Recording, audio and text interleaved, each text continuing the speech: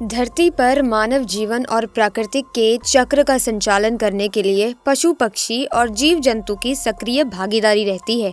किसी भी पशु पक्षी और जीव जंतु के विलुप्त होने के कगार पर पहुंचने से प्राकृतिक संतुलन गड़बड़ा जाता है। गिद्धों की लगातार कम हो रही संख्या के चलते इन्हें लुप्त प्रजाति के पक्षियों में शामिल किया गया है। लेकिन अगर हम आपसे कहें कि अचानक अयोध्या में सैकड़ों गिद्धों का झुंड पहुंच गया, जिसे देखकर पूरे अयोध्या वासी हैरान रह गए, तो आप क्या कहेंगे दोस्तों?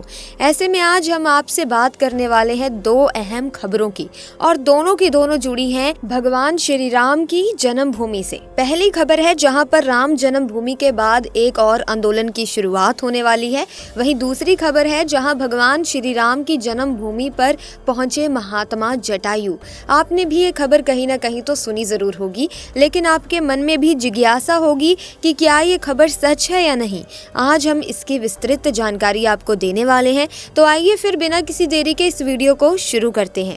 तो दोस्तों, सबसे पहली खबर पर आते हैं, जो कि आई है वृंदावन से, जहां श्री राम जन्मभूमि के सवाल पर श्री केशव प्रसाद मौर्य ने कुछ ऐसा कह दिया जिसने भारत में रह रहे मुस्लिम मौलानाओं को परेशान करके रख दिया है। दरअसल ये बात है वृंदावन की, जहां साध्वी ऋतंभरा देवी का जन्मदिन मनाया जा रहा था, और साध्वी ऋतंभरा का ये 60वां जन्मदिन था, जिस पर 3 दिवसीय कार्यक्रम हो रहा था। यहाँ पर देश के गृह मंत्री अमित शाह जी को भी आना था, लेकिन खराब मौसम के चलते वो नहीं आ पाए। इसी बीच में केशव प्रसाद मौर्य जी से एक सवाल पूछा जाता है, जिसका जवाब वो ऐसा देते हैं कि भारत में एक हलचल शुरू हो जाती है। केशव प्रसाद मौर्य उत्तर प्रदेश के डिप्टी सीएम हैं। इस मौके पर जब डिप्टी सीएम से ये सवाल किया गया कि श्री राम जन्मभूमि के बाद अब क्या होगा, उन्होंने जवाब दिया कि राम मंदिर तो बन गया है, अब श्री कृष्ण जन्मभूमि की तैयारी की जा रही है। 22 जनवरी को अपने गांव, अपने शहर को अयोध्या और अपने घर को श्री राम मंदिर समझकर आप सभी लोग दिवाली मनाएं। यानी कि केशव प्रसाद मौर्य जी ने ये बात कह दी है कि अब राम मंदिर के बाद बारी है श्री कृष्ण जन्मभूमि की, जिसको लेकर देश भर में आंदोलन शुरू भी किया जा चुका है। दोस्तों, सबको इंतजार है कि 22 जनवरी कब आएगी, जब जनवरी 22 को भगवान श्री राम की प्राण प्रतिष्ठा की जाएगी। उसके बाद ये अंदाजा लगाया जा रहा है कि श्री कृष्ण जन्मभूमि की मुक्ति की तैयारी भी शुरू हो जाएगी, क्योंकि डिप्टी सीएम केशव प्रसाद मौर्य ने ये कहा है कि श्री कृष्ण मंदिर की तैयारी की जा रही है। इसका मतलब कुछ ना कुछ बीजेपी में इस मुद्दे को लेकर चल जरूर रहा है, और उम्मीद है कि 2024 के चुनाव में ये बात जनता के सामने रखी भी जाएगी। आपको क्या लगता है दोस्तों इसके बारे में? हमें कमेंट्स में जरूर बताना। इसके अलावा एक अद्भुत खबर दोस्तों आ रही है अयोध्या से, कि पता लग रहा है कि अयोध्या में महात्मा जटायु पहुंच चुके हैं। दोस्तों, आपको याद होगा कि सन 2000 के बाद से कहीं भी गिद्ध दिखाई नहीं देते थे, और अचानक 23 साल के बाद अयोध्या नगरी में गिद्धों का झुंड पहुंच गया है। लोग कह रहे हैं कि ये साक्षात जटायु हैं, जो भगवान श्री राम के मंदिर के प्राण प्रतिष्ठा में शामिल होने के लिए आए हैं। दोस्तों, अयोध्या में जटायु जी के प्रवेश की ये खबर जैसे ही लोगों को मिली, ये ट्विटर पर वायरल हो गई। बड़े बड़े सेलिब्रिटीज इसको लेकर ट्वीट करते हुए दिखे। इसके अलावा बड़े बड़े यूट्यूबर्स भी इस पर वीडियो बना रहे हैं। मीडिया भी कवरेज करने के लिए अयोध्या पहुंच चुकी है, क्योंकि ये अपने आप में बड़ी खबर है कि जटायु जी अयोध्या पहुंच चुके हैं। आप में से ज्यादातर लोगों ने यहाँ देखा होगा कि पिछले कई दशकों से गिद्ध हमारे भारत में देखने को नहीं मिलते हैं, लेकिन अचानक इनका पूरे भारत में और कहीं नहीं, सिर्फ एक जगह पर दिखना ये किस और इशारा कर रहा है? आखिर क्यों ये गिद्धों के बड़े बड़े समूह अयोध्या पहुंच रहे हैं? लोग कहने लगे थे कि अब गिद्ध केवल किताबों में ही देखने को मिलेंगे। ऐसे साक्षात देख पाना अपने आप में एक चमत्कार है, वो भी अयोध्या में, जब राम मंदिर की प्राण प्रतिष्ठा होने जा रही है। ये अपने आप में एक चमत्कार है। जहाँ तक जटायु का सवाल उठता है, तो जटायु का रामायण में जिक्र मिलता है कि महाराज दशरथ के ये मित्र थे। देवासुर संग्राम में उन्होंने महाराज दशरथ का साथ दिया था, और उसके बाद जब माता सीता का हरण हुआ, तो उस समय जटायु ने जब देखा कि रावण माता सीता को लिए हुए आसमान में चला जा रहा है पुष्पक विमान पर, तो जटायु ने पूरी कोशिश की कि वो माता सीता को बचा ले। लेकिन आसमान में जटायु उड़ते हुए पहुंचा और रावण से युद्ध हुआ। जटायु का अंत में रावण ने तलवार से एक पंख काट दिया, जिस कारण से जटायु नीचे पृथ्वी पर आ गिरे। बाद में जब भगवान भगवान राम उनके समीप पहुंचे तो उन्होंने कहराते हुए जटायु को देखा तो उन्होंने हैतात कहकर संबोधन किया। जटायु जैसे कि पूरी कहानी है, पहले तो वो सब बता देता है कि रावण लेकर गया है सीता जी को। भगवान राम ने ये भी कहा कि हम आपको अमर कर देते हैं, लेकिन जटायु ने कहा कि नहीं, मुझे अमरता नहीं चाहिए, मुझे ऐसा समय दोबारा नहीं मिलेगा। अभी आप हमारे सामने हैं, मैं कितना भाग्यवान हूँ कि आपके हाथ में, आपके सामने हमारे प्राण निकल रहे हैं। अगर अमर हो गए तो दोबारा ऐसा समय नहीं आएगा। जब जटायु ने प्राण त्यागे, भगवान राम ने अपने पिता की तरह ही उनका अंतिम संस्कार किया था।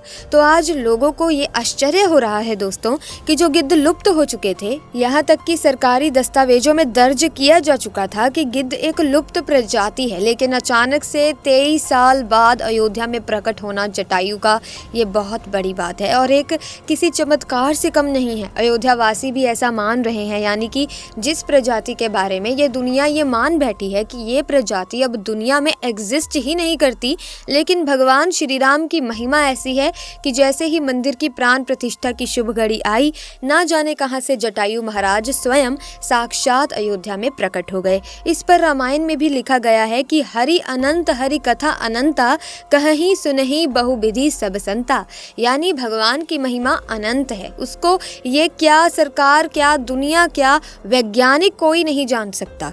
आज जटायु जी का अयोध्या में आना ये वैज्ञानिकों को भी चुनौती देता है, उन नास्तिकों को भी चुनौती देता है और भारत में कन्वर्टेड हो चुके उन कट्टरपंथियों को भी चुनौती देता है जो ये कह रहे हैं कि भगवान श्री राम का मंदिर हम एक ना एक दिन गिरा देंगे जब हमारी सत्ता आएगी। अरे मूर्खों, जब स्वयं 33 कोटि देवता, सूर्य, नाग, किन्नर, यक्ष, गंधर्व भगवान श्री राम के इस मंदिर की रक्षा का प्रण ले चुके हैं, तो तुम क्या, तुम्हारी आने वाली 1000 पीढ़ियां भी इस मंदिर का कुछ नहीं बिगाड़ सकती। दोस्तों, इस खबर ने पूरे भारत में तहलका मचाया हुआ है। ना सिर्फ भगवान श्री राम को मानने वालों में, बल्कि जो भगवान श्री राम को गाली भी देते हैं वो भी मजबूर हो गए हैं भगवान श्री राम की महिमा मानने को। यह एक चीज मैं कहना चाहूंगी आपसे दोस्तों कि जो लोग गाली देते हैं, उनके ही किसी शायर ने लिखा है कि फानुस बनकर जिसकी हिफाजत हवा करे, ध्यान से सुनना, फानुस बनकर जिसकी हिफाजत हवा करे, वो शमा क्या बुझे जिसे रोशन खुदा करे। तो जब प्रकृति खुद आ रही है, भगवान श्री राम की प्राण प्रतिष्ठा में कुदरत के नए नए चमत्कार हो रहे हैं, ऐसे मंदिर को गिराने वालों को एक बार तो सोचना चाहिए कि क्या वो कभी गिरा पाएंगे। हमें तो लगता है कि बड़े से बड़े कट्टरपंथी जिस प्रकार से नष्ट हो गए, उसी प्रकार से एक दिन वो भी नष्ट हो जाएंगे। 14वीं शताब्दी में दोस्तों, जब भारत में मुगलों का शासन हुआ करता था, तो श्री राम जन्मभूमि को नष्ट कर वहां बाबरी मस्जिद बना दी गई थी।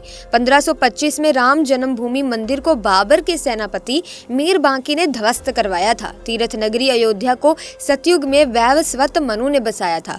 यही प्रभु श्री राम का जन्म हुआ, जिसका जिक्र वाल्मीकि की रामायण में भी है। सालों तक चले राम राज्य के बाद जब श्री राम ने जल समाधि ले ली तो अयोध्या नगरी सूनी हो गई है। लेकिन अब अयोध्या में बन रहे भव्य राम मंदिर को लेकर दुनिया भर के राम भक्तों में उत्साह देखा जा रहा है। 22 जनवरी को होने वाले रामलला की प्राण प्रतिष्ठा कार्यक्रम को लेकर हर कोई अपने तरीके से खुशी मना रहा है। कोई अपने सिर पर राम मंदिर का मॉडल लेकर घूम रहा है, तो कोई भंडारे लगाकर खुशियां मना रहा है। अयोध्या में राम मंदिर का उद्घाटन आगामी 22 जनवरी को किया जाएगा, जहां प्रधानमंत्री मोदी, उत्तर प्रदेश के मुख्यमंत्री योगी आदित्यनाथ और 6000 से अधिक लोगों के भव्य प्राण प्रतिष्ठा समारोह में भाग लेने की उम्मीद है। सोनिया गांधी, मल्लिकार्जुन खड़गे, नीतीश कुमार, ममता बनर्जी समेत राजनीतिक दलों के बड़े नेताओं को आमंत्रित किया गया है। वहीं फिल्म जगत से अमिताभ बच्चन, माधुरी दीक्षित, अनुपम खेर, अक्षय कुमार, रजनीकांत, संजय लीला भंसाली, चिरंजीवी, मोहनलाल, धनुष, रणबीर कपूर, आलिया भट्ट, अजय देवगन, सनी देओल, प्रभास, यश और ऋषभ शेट्टी समेत अन्य हस्तियों को भी समारोह के लिए आमंत्रित किया गया है। तो दोस्तों, ये थी आज की वीडियो जिसमें हमने आपसे चर्चा की 2 अहम मुख्य खबरों की। अब इन खबरों के बारे में आपका क्या कहना है? कमेंट्स में अपने विचार हमारे साथ जरूर साझा कीजिए। भगवान श्री राम के भक्त जय श्री राम का नारा कमेंट्स में जरूर लगाएं। साथ ही वीडियो को लाइक करें, शेयर करें, चैनल को सब्सक्राइब करें। Thanks for watching.